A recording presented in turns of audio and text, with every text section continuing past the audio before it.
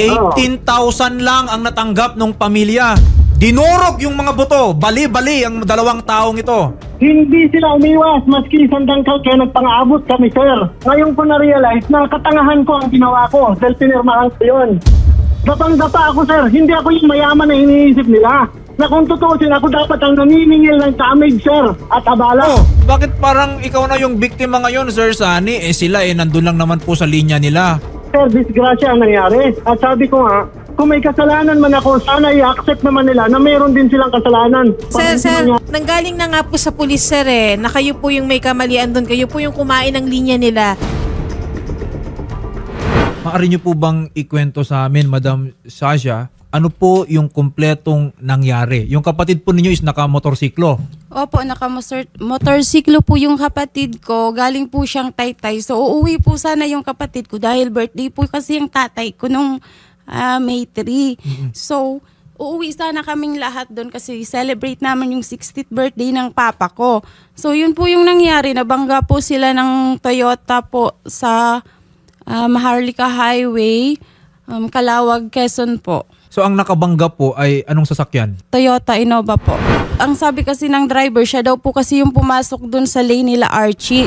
Ito, lumabas kanina, parang mag-overtake ata, ganun yung nangyari. Opo. Pero eventually, yung hindi naman tumakas, di ba? Yung nakabangga. Opo, hindi naman po tumakas. Kaso po, hindi po siya tumupad sa mga kasunduan nilang Bayaran. Opo. Okay. Nagkaroon ba ng investigasyon ng ating kapulisan? Yes po sir, meron po. Ano po ang sabi dun sa police report? Sino daw ang nagkasala? Yung driver naman po ng Innova, yun daw po ang may kasalanan Okay. po. At dahil po doon, siyempre pag ganun po, pwedeng magsampa ng kaso. Ang nangyari nga lang dito is nagkaroon na lang ng areglohan. Yes.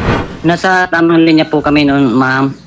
Apo. Tapos po, yung kotse po yun, may nag-overtake po siya sa truck. Kaya po kami yung nasalpok po yung nawala sa linya. Ano, inagawan niya kayo ng linya? Ganun po ba? Opo. Na-overtake niya po yung truck. Tapos doon na po kami na nabangga.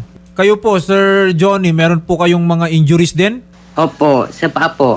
Bali po, saka sa hita. So, malakas talaga yung impact. Yes po. Kasi Sobrang bilis ba nitong Innova na to? Sobrang bilis po at nag-overtake po siya sa truck.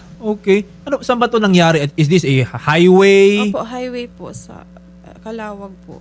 Okay. Kasi ito si Johnny na bali yung buto niya. Yes po. Gusto kong malaman pala, no? 2 buwan ba naman siya rin sa hospital? Ano pong naging injury nung kapatid po ninyo, Ma'am Sasha?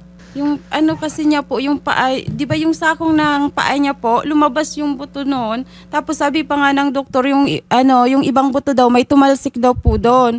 So pinagklam yun para maibalik po. So durog na durog. Nadurog. Yung paanan po niya. Opo. Lumabas yung buto. Opo. Sa ngayon po ba, nakakapaglakad na siya? Hindi pa po sir, nakahiga pa po siya. Okay. At yung nakabangga man lang sa kanya, binibisita ba siya? Hindi nga po sir. Yun nga po sinasabi ko sa kanya sir. Sabi ko sa kanya, puntahan mo man din yung pasyente mo doon para malaman mo kung ano ang kalagayan. Sabi niya naman po, wala daw siyang pera na maipupunta doon sir. Ganun yung sinasabi niya. Now, kung yan na ang kanilang linyahan, walang pera, pero bakit nung umpisa nagkipag-aregluhan sila? 'Di ba? Oo nga Sabi po ninyo, ano ba yung dapat na sasagutin nila? Pang-hospital daw po ng dalawa, sasagutin niya po yon. Tapos yung arawan ng dalawa, sasagutin niya po yon. Okay.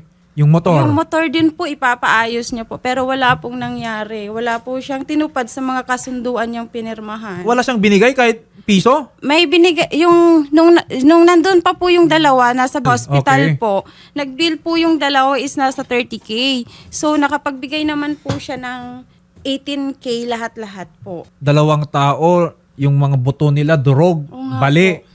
18,000 ang binigay. Yes po. Magkano na yung bill ninyo dun sa hospital? Nasa 100 na po yun, sir. Ang hirap niyan.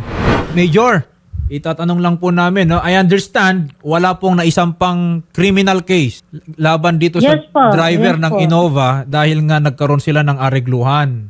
Opo, meron po sir. Pero Major, alam nyo po ba na hindi na rin naman pala tumupad etong driver? Yan nga po sir ang Sunny. kinalulungkot nga po na hindi na po tumupad itong si Sir Sunny Reyes na taga San Jose del Monte, Bulacan po. Opo, sir. At binabasa ko nga po yung kanilang kasunduan, medyo may paglabag na nga po si Sir Sani. Doon sa kanilang pinagkasunduan po ni na Sir Johnny at saka ni Sir Shane Aguilar po. Hindi, kasi pong ganun po, Major, isampa na po natin yung Yes po nga kasong po, kriminal sir. Yes laban po, sir, dito. opo. Kasi nakabangga ng tao. Buti nga hindi niya napatay eh. Oo nga po, Itong sir. dalawang to. Pero ganun pa man, kung hindi rin lang din naman siya tutulong doon sa financial obligation, hospital expenses, mabuting kasuhan na lang to ng kriminal. Yes po. Oo nga po, sir. Kawawa Diba? nga naman po. Opo, sir. Tama po kayo, sir. Janet. Medyo naawa nga din po ako, narinig ko kanina na hanggang ngayon naka-clearly stated naman po sa kasunduan nila at duly notarized naman po ng abogado na everyday po habang nagpapagaling yung tao, may 300 po na ibabayad din po yung arawan ating dapat. kontra- Opo, sir. Yes, sir. Kung tutuusin nga, Major, yung dinemand nila na terms, very reasonable na eh. Yes po. Yes nga po, Pwede sir. ngang, Opo, sir. kung aabot sa korte yan, mas malaki pa hamak ang i-award ng korte sa pamilya. Yes po, sir. Oo nga po. Yung hospital expenses, talaga namang siya dapat ang sumagot niyan. Pag abot ng Yes, korte yes. yan din naman po ang i-award sa inyo ng korte. Mabuti nang sampahan na natin ng kaso itong taong ito. Opo. Opo, sir. Pero tama nga po yan, sir. Ako din po ay agree po sa inyong decision. We are ready to file anytime po, sir. At lalo't medyo kailangan na natin bigyan talaga po ng justice po dito sa mag-angkas na si Archie at saka si Johnny po. Oo, and bukod pa dyan, syempre, etong taong ito, kailangan na rin nating ipagbigay alam dun sa LTO. Yes po. I-cancel natin yung lisensya nito. Yes po, sir. Thank you, sir, sa guidance po, sir. At gagawan po namin ng report ito sa LTO, sa Land Transportation Office po, sir. Yes. For the cancellation po ng mga licenses po nito. During the conduct of investigation, sir, tinakbuhan itong Innova, sir. Itong dalawang motor, sir, hinabol pa namin ang tropa hanggang Lopez, Quezon, sir. Tumakas pa? Yes, sir. Opo, sir. Naghabulan talaga kaya hinabol. Walang ito iya sa talaga. tropa. Sir Sunny, ano pong nangyari doon? Parang hindi daw po kayo sumunod. Sa totoo lang po, ako mismo nag-advise talaga sa kanila na makarating dyan. Tawagan niya po ako. Kaya lang, yun nga po malamang ang punta nila para ireklamo ko. Ganito po ang nangyari, sir. Ang nangyari po dyan, hindi na po ako para nakipagtalo. At i-defend yung sarili ko dahil nung nakita ko yung damage, malala talaga at ang babasa pa po nila, naawa ko. Tapos ang kapirmahan ko po dyan, yung nanay nilang umiiyak at humingi nga ng tulong. So in short, sir, sabi ko, kahit wala ako, akuin ko na lang para magamit po nila yung insurance ko. Yun po ang naisip ko noon. Sa iniisip ko na kara-kara magamit yung insurance na hindi naman pala na talagang kailangan muna ng resibo. Sir, ako man, down na down po ako, bagsak na bagsak po ako.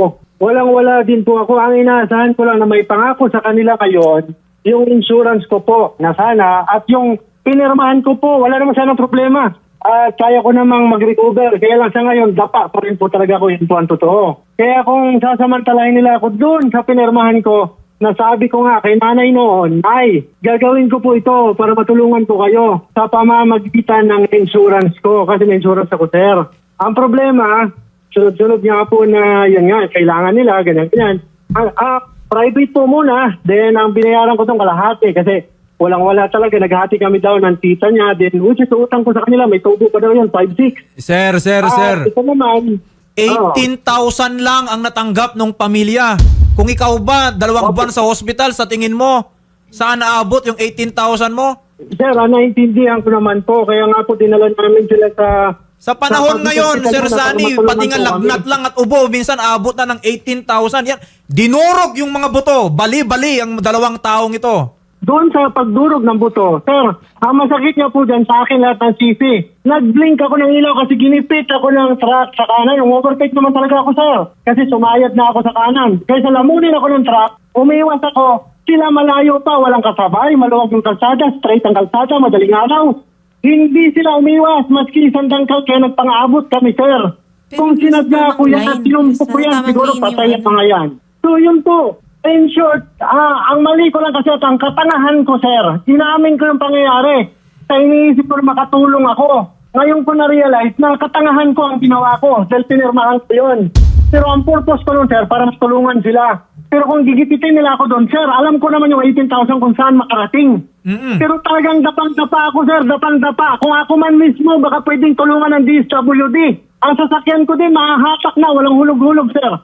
Gapang-gapa ako, sir. Hindi ako yung mayaman na iniisip nila. Kaya nga sabi ko, baka pwedeng humingi tayo ng tulong kay Sir Rafi Tulfo, matulungan tayo. Nasa pamamagitan niya, matulungan tayo na matawagan yung hospital, makabitan muna kayo ng bakal kasi hindi pa rin talaga sila nakabitan ng bakal. Naawa din po ako. Ganito Kaya po. ako nagawa Sir- kung sir- abuhay niyan, sir, dahil sa awa. Na kung tutusin, ako dapat ang naniningil ng damage, sir, at abala. Oh, na parang makaligtas ikaw na din yung sa biktima katawan, ngayon. sir. Bakit parang ikaw na yung biktima ngayon, Sir Sunny? Sila nandun lang naman po sa linya nila. Sino bang nadehado Sir. sa pag-overtake? Sir, nag-blink ako ng marami at hindi talaga sila umiwas. Alam ko naman na napasok ko lane nila. Di ba? Oo, sige sir. Lane nila. Pero dapat, di ba, ang motor sir nasa kanan, pati yung tricycle. Kung may masalubong man ako, dapat kotse o kung susundin ang traffic rules. Di ba? Pero sa akin, hindi na ako nakipagtalo sir. Ang sa akin lang, makatulong sana. Ganito na lang po, Sir Sunny. Total, nagkaroon naman Opo. po ang investigasyon ng ating kapulisan. Major Elena Lumaban. Sino po ang may kasalanan doon sa nangyari? Based on our investigation po, sir, yung Toyota Innova po, sir, ang kumain ng linya po, sir, ng southbound, Malinaw sir. naman pala eh.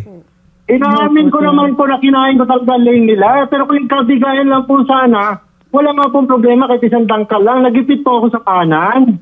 Sir, disgrasya ang nangyari. At sabi ko nga, kung may kasalanan man ako, sana i-accept naman nila na meron din silang kasalanan.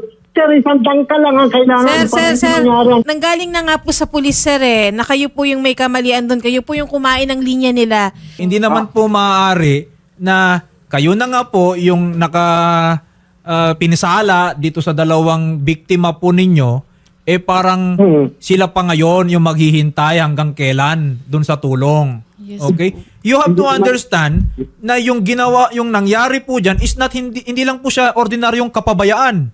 Negligence. Criminal po yon. We call it reckless imprudence resulting to serious physical injury and damage to property. Ang tanggapan po ni Idol Rafi, ni Congresswoman Jocelyn Tulfo, syempre tutulong po kami. No? Hindi naman din po namin bigla na lang lalapit sa amin ang pamilya, may medical na pangangailangan. Tutulong po sina Idol Rafi at si Congresswoman. Pero hindi po ibig sabihin na libre po kayo sa pananagutan.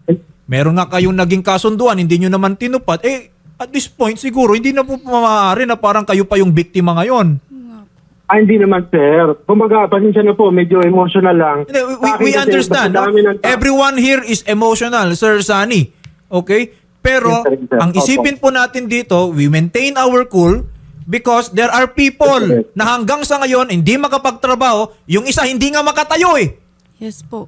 Opo. Naiintindihan ko po. We are trying to provide solution dito sa problema na ginawa po ninyo.